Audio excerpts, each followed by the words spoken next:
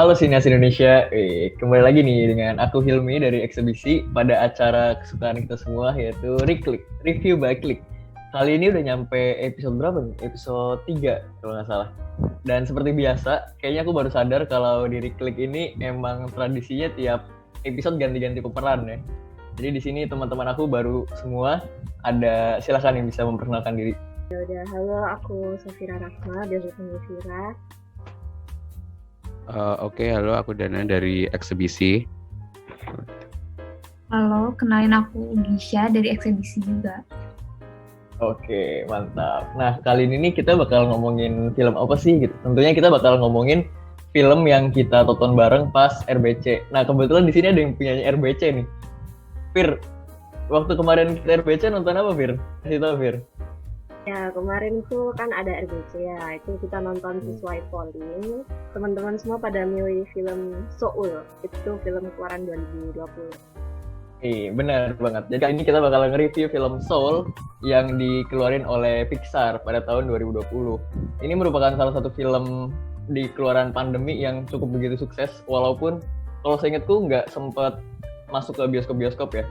Diputar di Disney Plus Hotstar dan itu lumayan mendapatkan respon yang sangat positif gitu. Jadi film ini itu merupakan film yang disutradarai oleh Pete Docter. Bahasanya bener gak tuh? Tulisannya PT Docter, PT Docter. Nah, si Pete Docter ini itu adalah sutradara yang seringkali dikenal itu suka menulis skripnya itu sendiri gitu. Jadi dia yang nulis skrip dan juga sekalian mensutradarainya gitu. Nah, film ini nih film bergenre animasi komedi seperti film-film Pixar kebanyakan, namun tetap syarat akan makna kehidupan yang terkandung di dalamnya gitu. Nah, fun fact nih, si PT Dokter ini bukan film pertamanya ya, dia nge-sutradarain si Soul ini, tapi juga dia tuh sutradara dari film-film terkenal Pixar seperti Monster Inc, terus ada Up dan juga ada Inside Out gitu. Nah, kalau kalian tahu film-film itu kan syarat akan emosional ya. Nah, jadi kita bakal cari tahu nih apakah di Soul juga seperti itu gitu.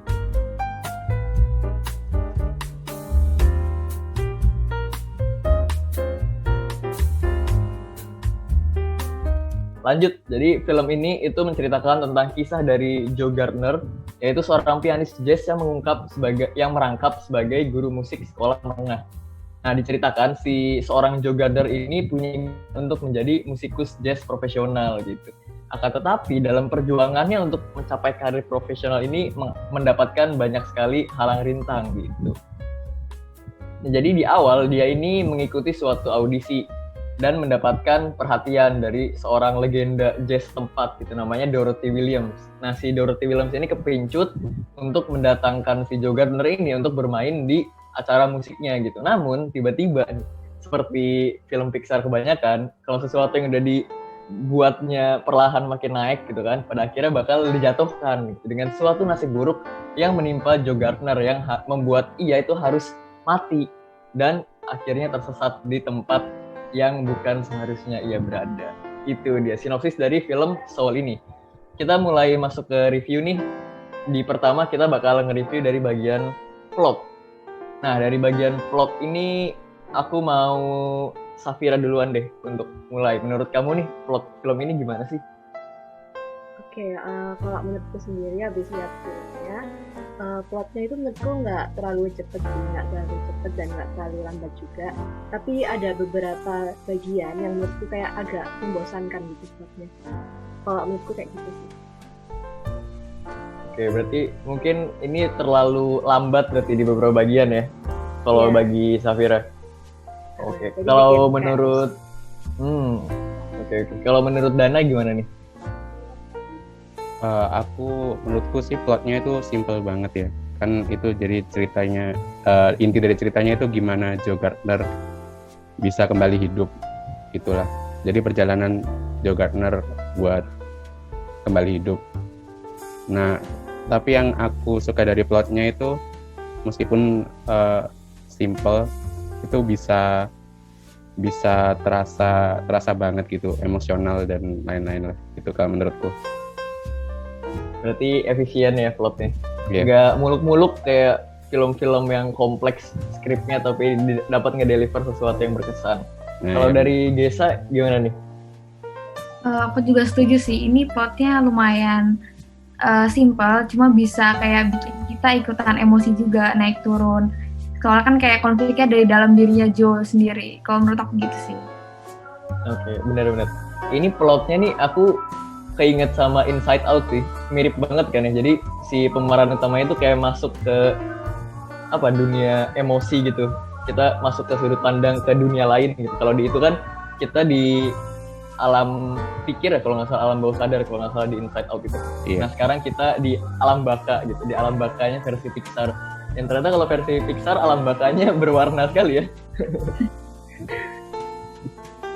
Iya, jadi aku setuju sih sama tadi yang dikatain Safira, Dana, dan Gesa. Emang ada beberapa bagian yang terkesan lambat. Cuma aku mikir di sini lambatnya tuh karena memang ini kan pasarnya itu anak-anak kecil ya.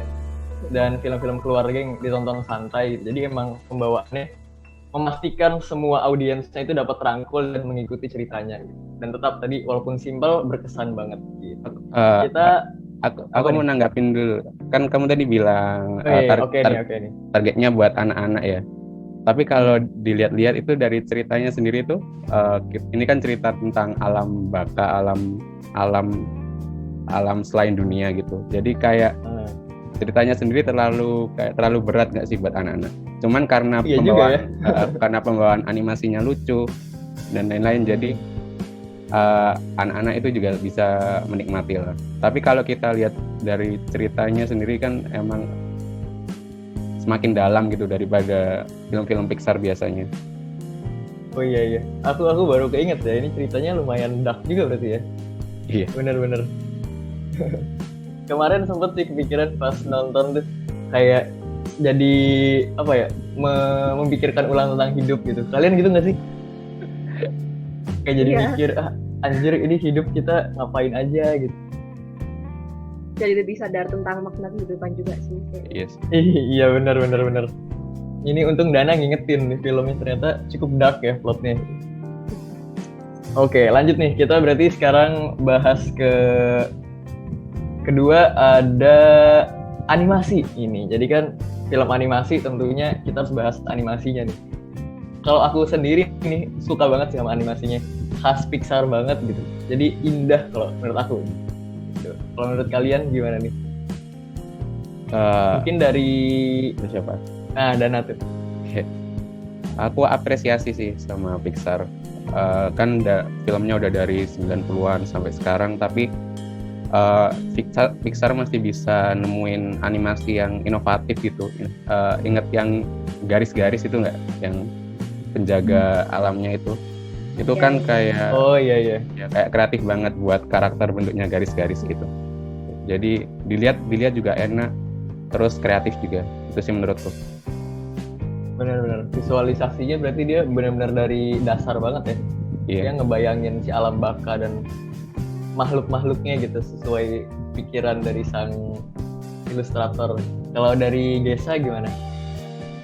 Sama sih, aku juga kayak karakter yang paling mencolok tuh kalau menurut aku yang neon-neon itu sih. Karena gimana ya, masih satu gaya sama yang Inside Out. Kan di Inside Out juga ada tuh.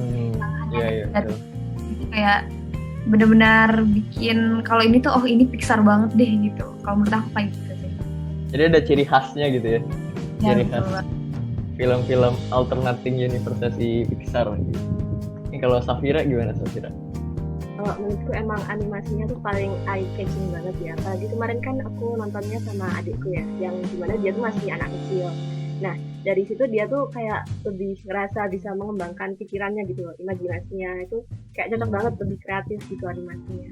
Jadi bagus ya. Keren sih, jadi kita bisa ngebayangin kalau malaikat tuh gak menakutkan ya, tapi lucu. Iya benar banget. Tembus pandang gitu. Unik lah pokoknya. Bener-bener. Ngomongin soal animasi nih, kan juga ada, kita lihat di virtual background kita semua nih ada palet warnanya menarik banget gak sih? Iya. Sepanjang film kalau kalian ikutin benar-benar identik sama palet warna ini gitu. Palet-palet yang violet, terus biru-biru yang subtle. Iya. Kalau kalian fans fans film yang kayak ngedepanin satu palet tertentu atau pengen kayak yang colorful gitu, terdiri dari banyak warna? Aku suka yang kayak Soul gini sih, yang ada satu nuansa yang udah dipilih gitu. Misal ini kan nuansanya biru-biru ungu gini ya. Jadi selama film tetap kayak gini, bagus. Oke, berarti fansnya yang ada garis besar warnanya gitu ya. Kalau Safira gimana? Kalau menurutku menyesuaikan filmnya juga sih. Kalau misalnya tergantung genrenya gitu kan. Kalau misalnya genrenya horor ya yang satu warna aja gitu. Kalau misalnya kayak gini colorful bagus. Tapi kan ini colorful masih dalam warna yang sama gitu. Berarti cenderung fleksibel ya kalau Safira? Iya. Ya, kalau Gesa nih gimana nih? Suka nggak nih sama palet-palet warna yang setara-setara gini? Kalau aku sih suka banget sih.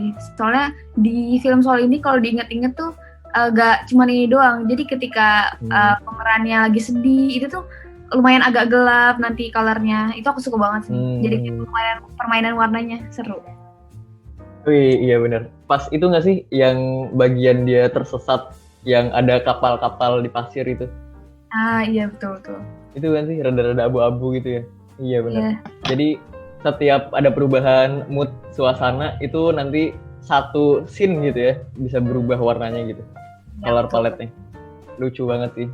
Nah oke. Jadi sekarang nih kita bakal bahas dari segi voice actornya nih. Kan kalau film animasi kita nggak bisa nilai actingnya nih kan. Nah jadi yang kita nilai ini dari voice actor ya. Voice actornya nih aku bacain dulu nih. Kalau yang untuk si Joe Gardner itu aku suka banget. Dia suaranya apa ya, kayak ngebas terus menenangkan, syahdu gitu nggak sih. Nah orang di balik suara itu Jamie Foxx namanya. Lalu yang si dua itu yang anak kecil tengil itu voice aktornya tuh si Tina Fey gitu. Nah kalau menurut kalian nih ada voice actor yang di film ini kalian rasa menonjol gitu nggak sih? Dan menurut kalian secara keseluruhan VA-nya nih gimana nih kalau di film ini gitu? Mungkin bisa mulai dari Safira dulu deh. Oke, kalau menurutku yang paling menonjol emang yang ini ya, si tadi itu ini yang dibawakan sama suaranya tuh Tina Fey ya itu ngepas banget sih, kayak suaranya tuh bener-bener ngegambarkan karakternya si 22 ini emang kayak ketakilan, terus juga agak bobrok gitu lah ya istilahnya. Jadi kayak bener-bener udah pas banget sih kalau menurutku. Nakal banget ya suaranya. Oke, lalu dari Gesa nih, dari Gesa yang paling berkesan suara siapa nih? Sama aku Tina Fey juga, karena kayak menggambarkan bahwa dia tuh masih petakilan, kayak masih anak kecil, tapi ada di saat dimana dia tuh kayak dia udah tahu banyak tentang dunia akhirat gitu. Iya, udah senior ya, soalnya nggak naik kelas ibaratnya. Bener-bener, tapi di beberapa bagian juga si Tina Fey ini bisa ngasih suara yang terkesan dewasa nggak sih? Maksudnya dia suaranya kayak masih suara anak-anak, cuman kayak jadi dewasa gitu tuh. Yang pas bagian si 22 ini udah masuk ke si tubuhnya si Joe Gardner. Kalau nggak salah kan sempet ada cekcok gitu. Nah di situ kayak dia bisa nunjukin kalau sebenarnya ya dia tuh bukan anak kecil yang sekedar anak kecil yang masih polos, lugu dan sebagainya gitu. Cuman gitu, udah sedikit punya asam garam sebelum kehidupan berarti gitu. Dari Dana nih gimana nih Dana? Ya Tina Fey juga bagus, tapi si Jamie Foxx sih juga bagus banget.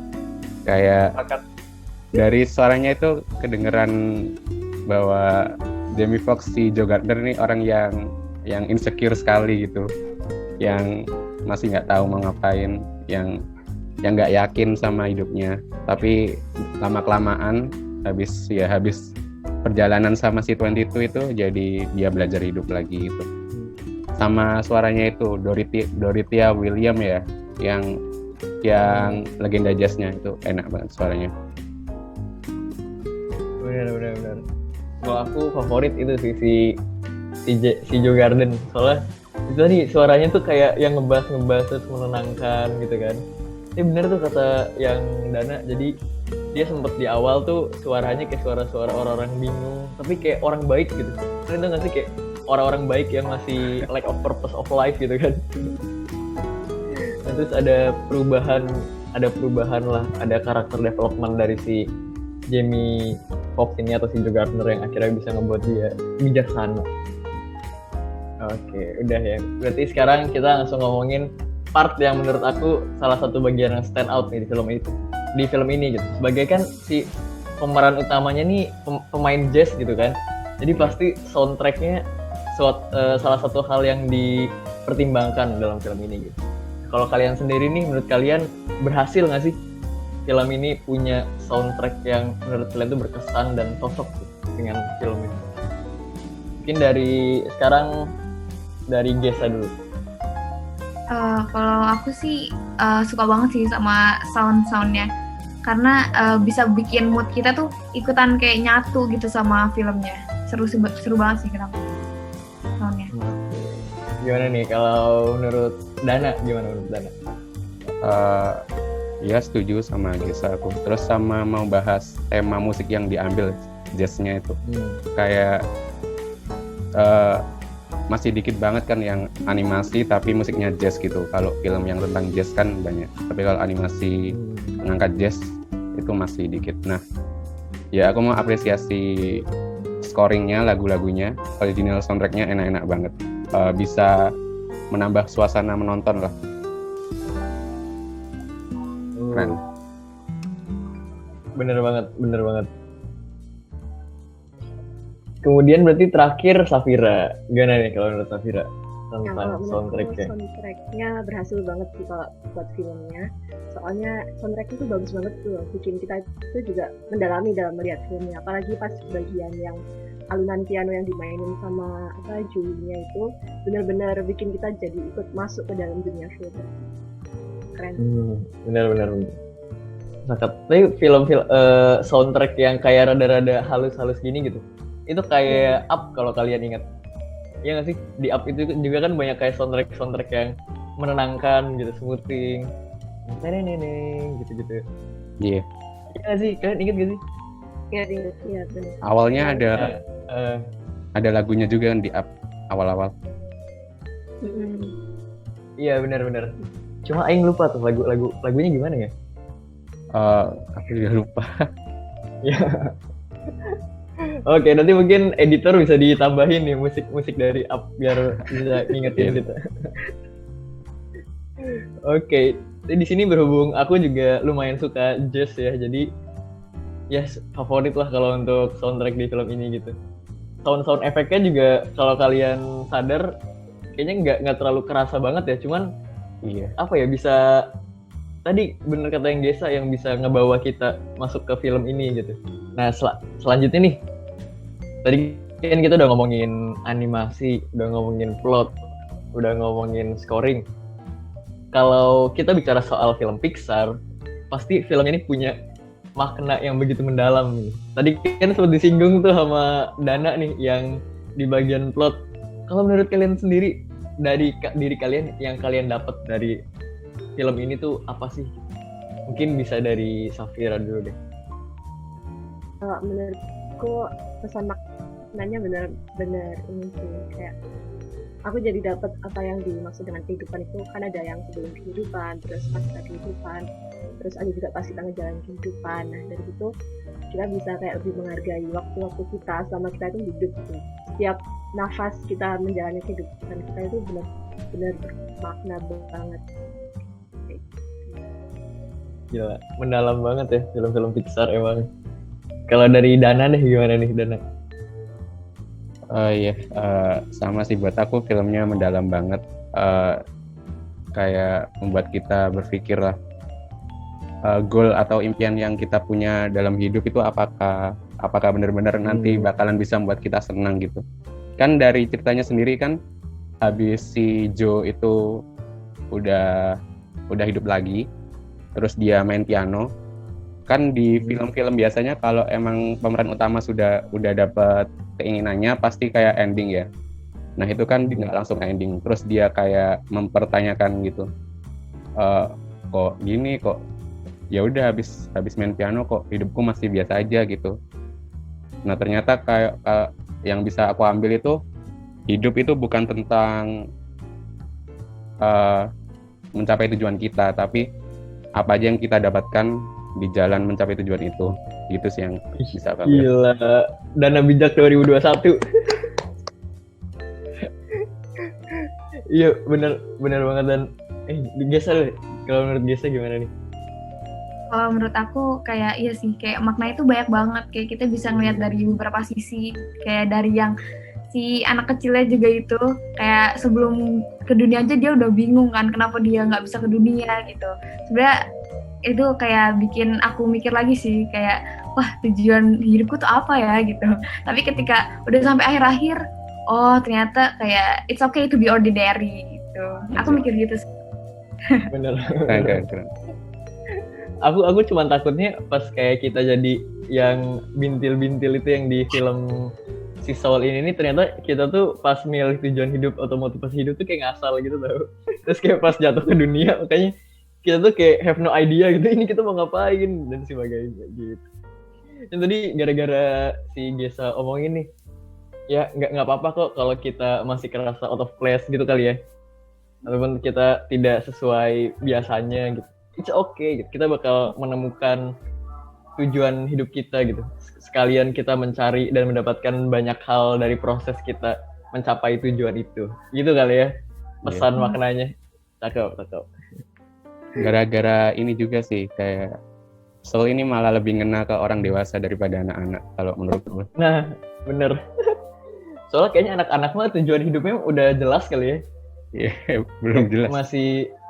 Enggak, maksudnya kayak dia tuh kan di kehidupan nyata tuh kayak main-main aja gitu kan, asik, seneng. Terus kalau ditanya soal masa depan juga kayak bisa jawab lantang gitu gak sih?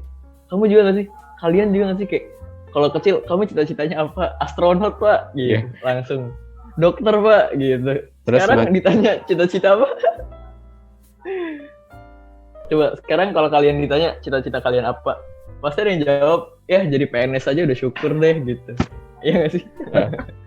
Semakin kita tambah umur itu semakin hilang cita-cita, semakin nggak tahu mau jadi apa kalau besar. Nah makanya itu Soul ini ngena banget gitu, kayak ya gitu ya. Harus memikirkan kembali hidup ya. Kita udah bersyukur banget bisa hidup di dunia ini gitu. Sampai 19 tahun gitu kan. Dan mungkin bakal ke depannya sampai berpuluh-puluh tahun yang akan datang. Mau apa sih yang kita kasih ke dunia gitu ya. Cakep. Gitu gak sih? Gila nih emang bahan-bahan overthinking film-film Pixar itu. Tapi Pixar itu kayak ada evolusi nggak sih? Dulu kan misal Toy Story ya. Dulu itu formulanya benda mati dikasih hidup gitu. Misal kita lihat Toy Story, terus kita lihat Cars. Nah itu kan formulanya kayak gitu. Tapi semakin kesini kita lihat Inside Out, kita lihat Soul, itu filmnya tambah deep gitu maknanya deh. Yang Soul kan ada maknanya juga kayak embrace sadness gitu, kayak nggak apa-apa kita sedih. Terus ini ngomongin tentang tujuan kehidupan gitu. Bener banget sih, dan Inside Out, terus yang tadi Soul tuh juga kalau kalian ingat yang Up itu kan tentang kehilangan seseorang yang dicinta gitu, bisa sangat mempengaruhi kehidupan gitu. Ada juga tuh udah dewasa banget. Wall-E inget gak Wall-E yang robot itu? Oh iya itu udah lama banget ya. Gila itu sedih banget film. Iya sedih. Itu sih kalau Pixar. Bener. Keren. Aku sempat mikir gini sih, Dan. Gimana? Kan kalau yang Cars terus yang Toy Story itu kan dari tahun-tahun 90-an kan kalau nggak salah. Toy Story kan 98 kan kalau nggak salah. Lupa. Pokoknya 90 akhir 2000-an awal gitu. Dan semakin kesini kan tadi kata kamu temanya ini semakin dewasa gitu. Iya. Aku jadi mikir apa si Pixar ini kayak punya generasi yang dituju gitu. Generasi yang masih kecil pas di tahun 90-an gitu kan. Terus akhirnya mereka udah beranjak dewasa, udah berkeluarga sekarang. Mungkin harapan-harapan yang ditanam gitu dari ngelihat Toy Story, dari ngelihat Cars gitu kan, impian-impian itu tuh sekarang udah perlahan memudar gitu. Jadi sama si Pixar tuh diasupin lagi nih sama Soul, sama Inside Out gitu. Gitu gak sih? Iya sih. Tumbuh bareng Pixar kita. Iya betul banget. Menarik.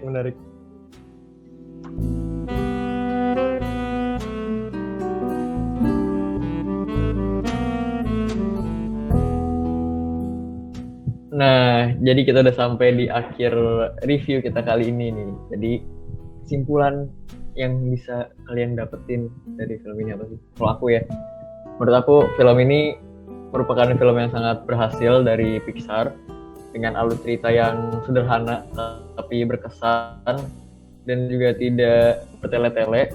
Kita dapat banyak sekali gambaran dan makna kehidupan. Jadi filmnya berhasil dengan dari animasi, dari scoring itu perfect lah kalau menurut aku. Oke, kalau dari Dana gimana nih? Setuju banget. Aku sama kayak kamu, filmnya bagus, benar-benar bagus. Dari animasi bagus, dari plot simple tapi ngena. Terus pesan dan makna yang bisa didapat itu banyak banget. Scoringnya keren lah. Oke, mantap. Dari Gesa nih gimana dari Gesa? Kalau menurut aku iya banget sih, kayak plotnya bagus, animasi bagus, scoringnya bagus, terus kayak pesannya juga deep banget, terus kayak bikin kayak ini salah satu film yang nggak bakal bikin bosen deh kalau ditonton berkali-kali, karena kan kayak baru nyadar kayak ada sesuatu yang kecil-kecil tapi kayak wow keren gitu. Kalau aku gitu sih. Mantap. Dari Safira gimana? Ya, menurutku filmnya tuh bagus dan cocok banget buat semua umur. Kayak dari animasinya tuh cocok banget kan buat kayak anak kecil, terus yang masih ya meskipun yang remaja sama yang udah besar juga cocok banget sama anaknya. Apalagi pesan maknanya itu bisa diambil juga buat kita yang udah dewasa, kita bisa lebih memaknai hidup itu tuh kayak gimana gitu. Bagus. Waduh, ini kalau dari roman-romannya nih ratingnya bakal tinggi nih. Langsung deh kita masuk ke pemberian rating nih. Kalau rating aku terakhir deh. Ini siapa dulu nih yang mau mulai ngasih rating? Aku dulu. Skalanya 1 sampai 10 ya, seperti biasa. Aku kasih 9/10. Wih gila, bener kan? Gede nih. Ini kayaknya rating tergede yang diberikan di film-film RBC. Dari Gesa gimana Gesa? Kayak nggak jauh-jauh deh, aku 8 sih buat ini. Oke, waduh. Ini sedikit berkurang ya ratingnya. Dari Safira gimana Safira? Menurutku dari semuanya itu 8,5 sih. Oke, mantap. Waduh, kalau dari aku sendiri aku berapa ya? Kalau menurut aku film ini cocok lah untuk dapat rating 95. Wih, 9,5 berarti. Keren banget. Gila, jadi ini film terbesar, fun fact, film terbesar yang aku pernah kasih rating di RBC. Berarti rata-ratanya 95 tambah 80 tambah 85 tambah 80 dibagi 2 berapa tuh? 9 plus 10 rata-rata. 9. 8,75 dong. Iya, 8,75. 9? 8,75. Kan ada 8,5. Ini hampir 9 kan, tapi keren banget. Iya. Ini rata-rata rating aja diributin. Pokoknya kalian harus nonton film Soul ini. Kita semua merekomendasikannya. Bener gak? Rekomendasi Iya, kan? bener. Ya pokoknya bagus lah. Keren banget Dengan rating 8,75. Itu tadi lupa kamu bilangin, Mi. Apa dah? Ini menang itu nggak sih? Best Animation-nya Oscar 2021 Soul nggak sih? Oh iya, lupa. Iya nggak? Astaga. Aku lupa sih. Dia menang Best Animating Feature. Benar-benar. Nah itu tuh, kalian apalagi kan udah dapat rekomendasi dari kita semua nih, dari kita berempat. Rating 8,75 dari kita. Dan juga film ini menang film animasi terbaik di Oscar. Jadi kalau kalian nggak nonton, nyesel banget deh. Apalagi udah keluar nih film terbarunya. Bukan film sih, kayak short film. Dia nyeritain tentang sebelum si 22 ini ketemu sama si Joe Gardner. Namanya 22 versus Earth gitu. Jadi kalian harus nonton ya. Nah nanti kalau udah nonton bisa ikut ramai nih di kolom komentar kalau menurut kalian filmnya kayak gimana. Gitu. Betul tidak kawan-kawan? Betul banget. Betul. Oke. Kalau gitu terima kasih kepada yang telah menonton. Sampai jumpa di Riklik Review by Klik episode selanjutnya. Terima kasih semua. Dah. Eh, Dadah.